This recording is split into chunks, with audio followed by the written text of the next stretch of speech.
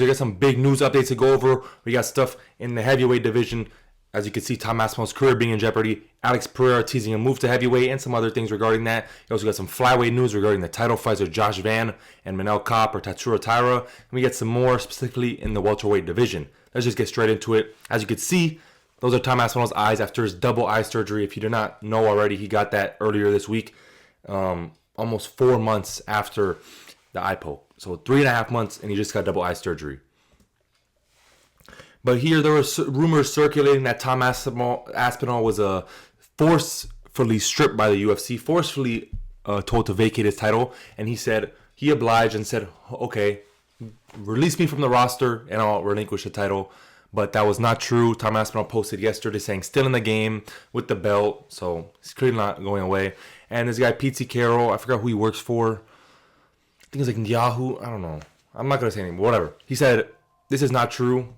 No one has contacted Tom Aspinall or his team about vacating his title or being exiled from the roster.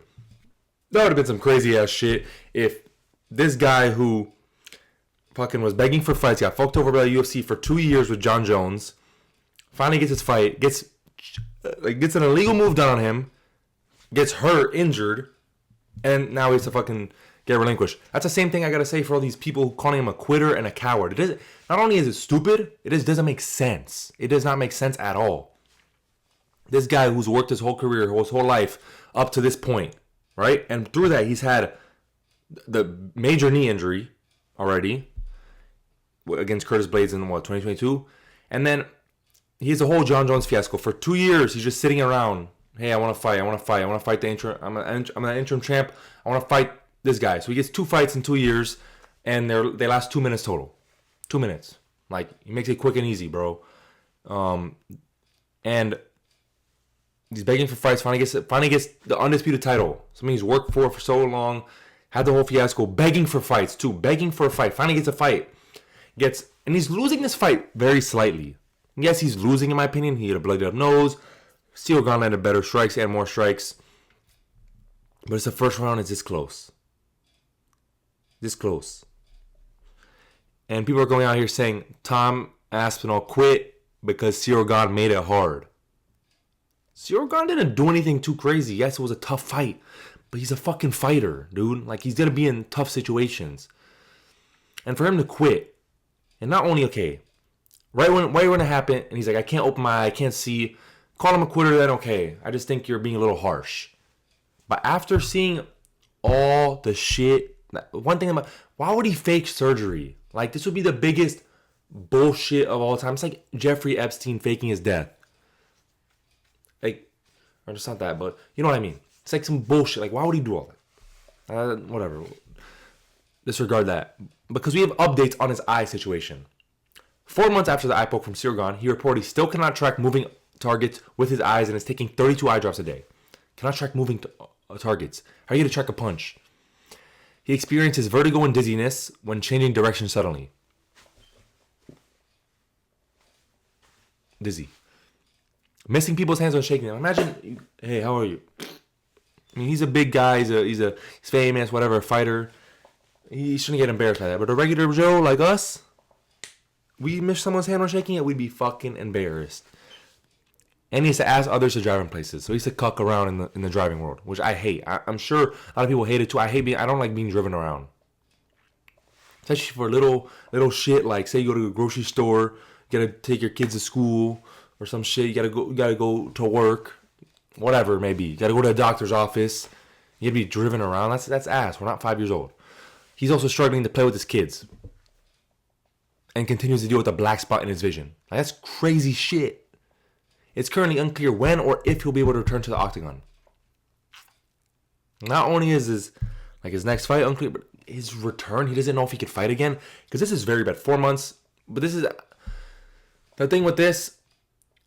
he just had the surgery. So maybe the surgery fixes this stuff. And I hope he's able to return at least late in the year. Like November, December. But it doesn't look like it, honestly. Because he still can't even train. Like, he can't train. His coach, there's also another thing saying he can't even hit pads. Like, that's some crazy ass shit. And I think he's faking it. It's dumb as fuck in my opinion. But can't even hit pads. So hopefully end of the year, early next year. which is insane. Just another layoff for Tom Aspinall. I feel so bad for this guy. But my boy, Alex Pereira, is teasing just a return to his fighting. 1, 2, 3, Iha. I think that means 1, 2, 3, and go. With the belt, whatever this is from his last fight. And the UFC uploaded Alex Pereira versus Ankalaev 2 full fight UFC classics, which they obviously sometimes upload random fights, but usually when it's an active fighter, it's right before they have a fight coming up, like the couple weeks out, or when they're about to have an out, or when they're just got announced. They just announced Arman versus Gamrot. Maybe they're doing a Gamrot is getting a fight soon, which because he hasn't fought since October and he didn't really take damage, he just got choked out. Okay. I don't want Tom Aspinall to be stripped, but it's like if you're gonna be out till 2026 late or 2027, relinquish the belt, in my opinion. Do the Yuri, do the Jamal, relinquish the belt, but it has to be a deal. I think the deal should be with the UFC. Be like, hey, you relinquish the belt, we give you more money in your contract, because I'm sure I think he's still on contract. Maybe they renegotiate the contract. I think he has 2 fights left. Renegotiate a contract, give him more money, and give him an immediate title shot when he comes back. Even though, say, Walter Cortez goes out there, beats Volkov, finishes him, and then fights again later in the year. Or not fights again mid-year. No.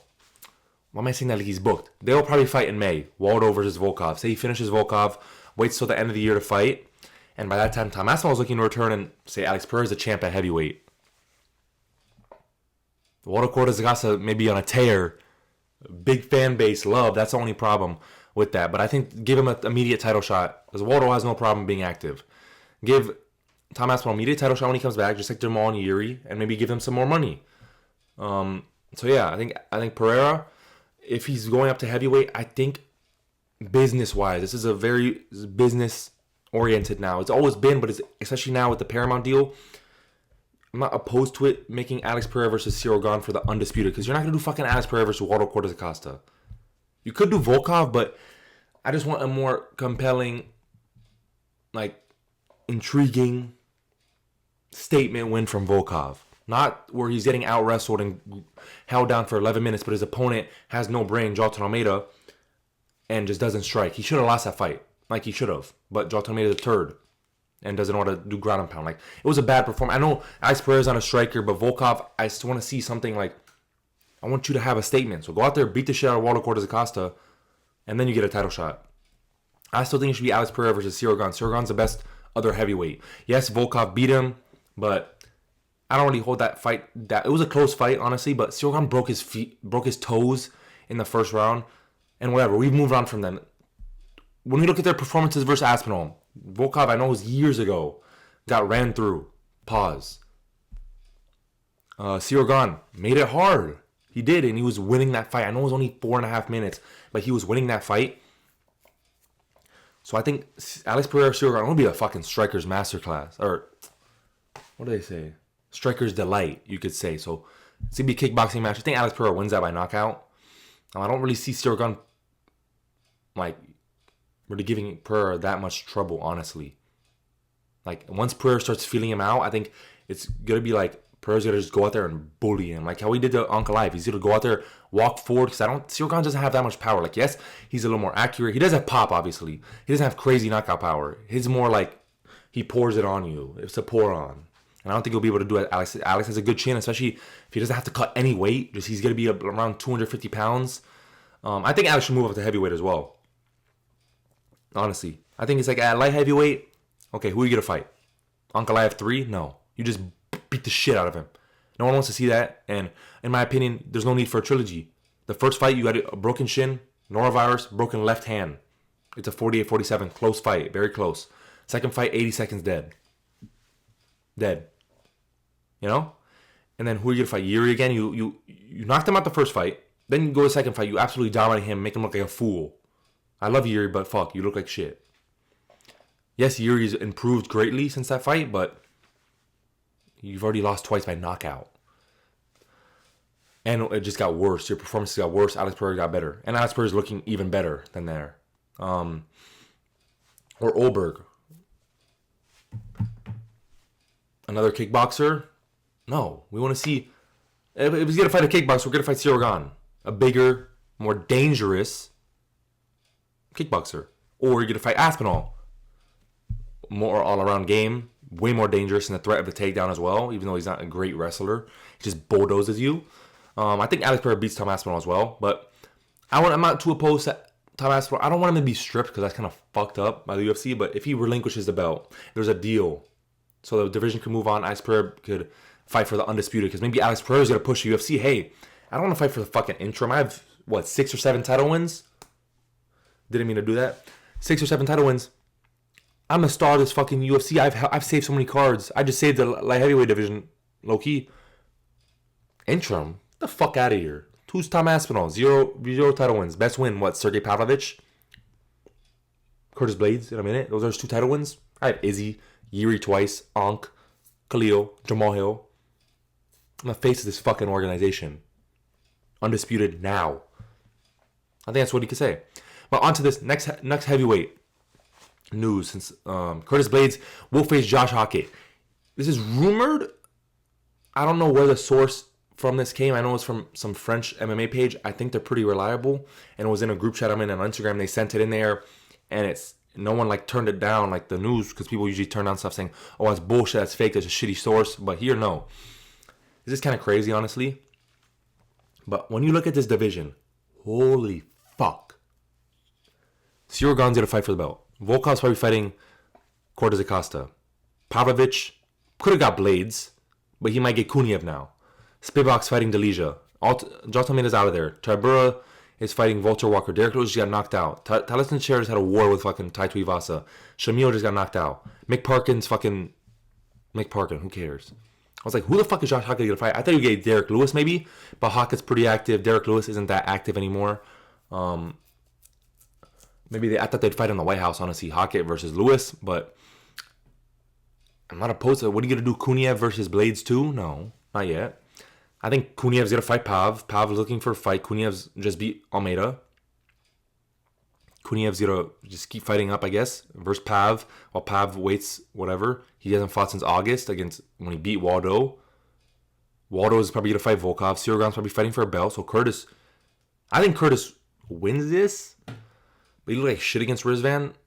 Honestly, I know he tore both his MCLs in the first round. Hockett looked really good, but his Denzel Freeman looked like shit. That was a really bad fight. He's fought 2 cans, basically, Hockett. So I don't know how good he is in the Contender Series. I wasn't that impressed. I'm going to go Blades in this, and Blades, if you can hear us, Curtis Blades, please save us, Curtis Blades. I'm begging you. Hockett, he's funny, but in a way it's so cringe and stupid that it's funny. But I'm Hockett's cringe. He's like a MAGA dude, but he's good for the division. He's a fun fighter. He's good. He's a good prospect, and he gives us good moments to laugh at. I'll say that.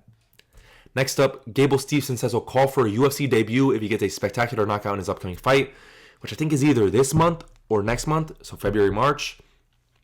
I think it's late this month. I think it's an AF or APFC, like Anthony Pettis, whatever. I'm not opposed to it, honestly. The heavyweight division is getting really bad. I'm just seeing it more with Tom Aspinall out, Almeida cut, and he was going to lead the division anyways, go down to 205, which I have a video coming out that tomorrow. Some fighters I think will be good if they made weight changes, or who would do good in other weight classes. So yeah, I'm not opposed to this. Gable Steveson, obviously he's gonna have the probably best wrestling in the division.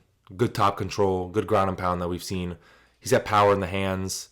I just want to see more of his striking and him face adversity, especially getting hit to the body. We saw Bo Nickel. I mean, he's training with John Jones, so I trust him. But I like this idea, actually. Gable Steveson at the White House. I said that in my White House video. I could see his debut there, and I think it will actually happen. He will probably get a knockout. He's going to chase it. And whatever. Just fucking throw him in there with the Wolves, bro. Who gives a fuck? Next up, Josh Van has signed a contract for his next fight. Posted this to Facebook, I'm pretty sure. Signed. And there's 2 options right now. Manel Kopp, UFC 326, or Kevin K, who's been a pretty reliable source as of recently.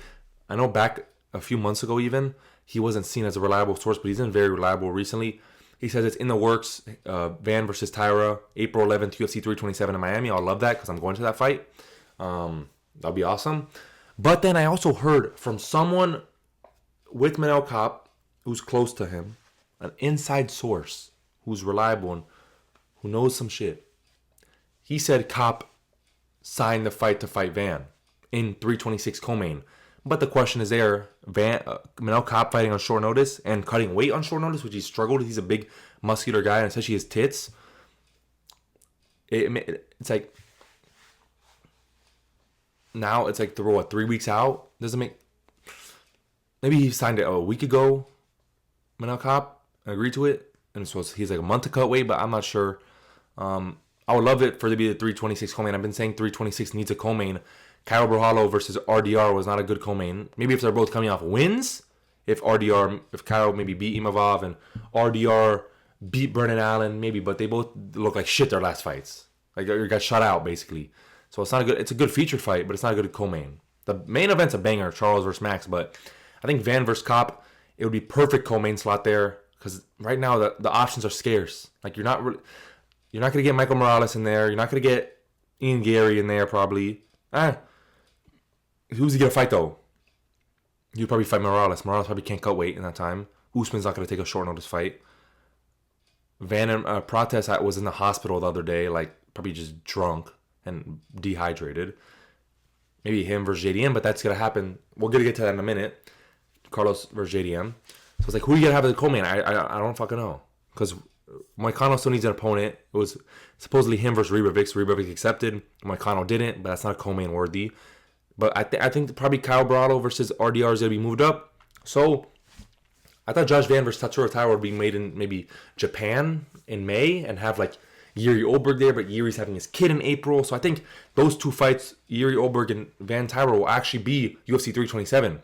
Whether it's main event this fight or co-main this fight and main event Yuri Oberg for an interim or vacant title for light heavyweight if Alex does move up like we talked about earlier. I honestly think Van loses both these matchups. I think Manel Cop, he's the better striker. He's the more powerful, probably faster, good footwork, good cage cutting ability, and Van's hittable.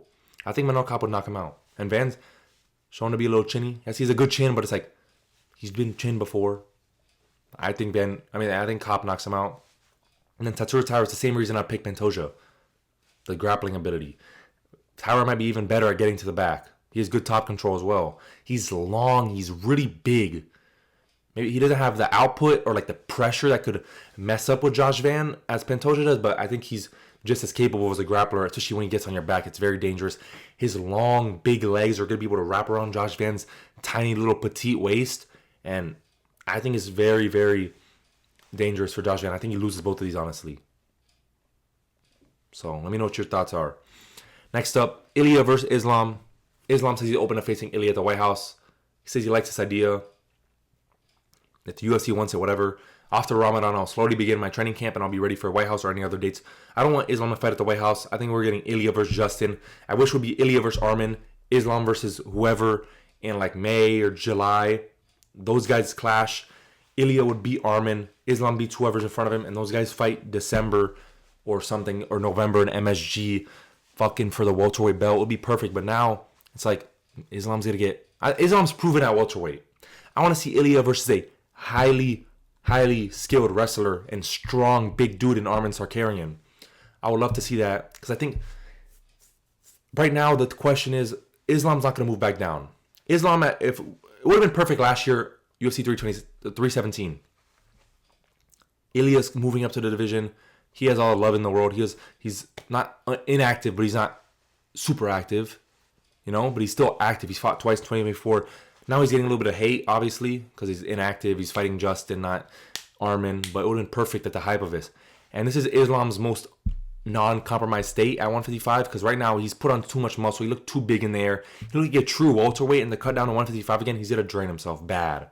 He's going to get chinned. I think Ilya would win at 155 no matter what. But it would just be too much of a drastic difference at 155 now. Maybe not last year, but now. And Ilya, on the other hand, it's like, how's he going to do with someone who's bigger and stronger than him? Which Armin's probably bigger and stronger than him. And a wrestler, obviously. We don't know. Gaethje's not going to see that. He's already 145 to 170 is a crazy jump. Maybe he could do it, but he's saying it's a wrestler. I would want to see his strength get tested. So I think this fight... Like right now, it's like when you look at it, Islam can't go down to 155. He's gonna be drained. Ilya's not gonna go. We don't know about Ilya at 170. Maybe he's too strong. But if he say he not ragdolls, but deals with Arman fully, fine, and he's able to bulk up now and then fight Islam later in the year. Okay, perfect. But now it's Gaethje. It's like it's not gonna prove anything, and we're not gonna do a catch weight for like some bullshit belt. I think it would be awesome. We do like 165 would be dope, but I don't think they're gonna do that. Maybe they do, but whatever. And lastly, UFC Perth, May 3rd, 2026.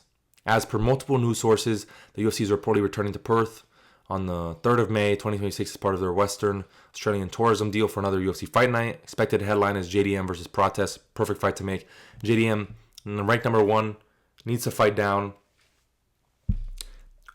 Whoever doesn't get the title shot of Morales, Gary, and Usman, those are the only guys in the mix. Whoever doesn't get that fights each other. JDM fights Prates. Perfect headliner, and it makes sense ranking-wise. Prates needs a big fight up. JDM needs to fight down. And then those two guys, it's like, it could be a double contender fight, basically. Whoever, say Morales gets a title shot, and then it's Gary, Usman, or Usman gets a title shot, it's Gary, Morales. Whoever wins that, yeah, they can make a claim for a title shot, which they probably will, but say Prates knocks the fuck out of JDM. You give it to him, probably. So I think it's good. You get these guys, like, they're going to be incentivized to have a very big performance. Because JDM's a tough fight for Prates. Prates also, especially if it's a headliner, I think Prates wins that later on in the fight. Probably knockout. I mean, yes, knockout. 3 rounds would be different. I'd probably sway toward JDM, but 5 rounds, I think Prates, honestly. I think just more time to find that knockout blow. So yeah, that's all the news I have for you guys. Let me know your thoughts down in the comments. Tomorrow I'm coming out with a video about what fighters I think would do good with a different weight class. So most of them are moving up, but some moving down. So catch you in the next one, baby.